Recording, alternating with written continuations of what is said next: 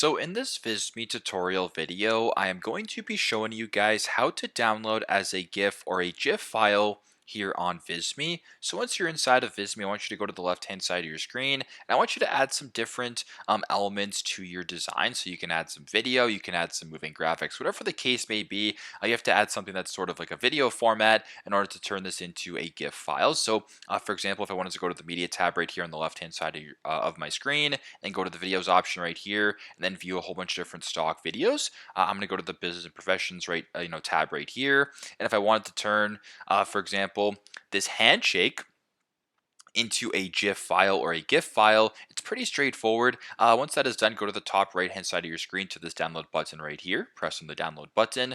Then on the left hand side, it says image, document, video / GIF. I want you to go ahead and press on this one right here. Then, as you know, by default, it selects the MP4 file, but if you want to make it a GIF file, go ahead and press on GIF right here, and then press download, and there you go. Pretty straightforward. That's how you guys can download as a GIF or a GIF file here on Visme. Thanks again for watching, and I hope this video helps.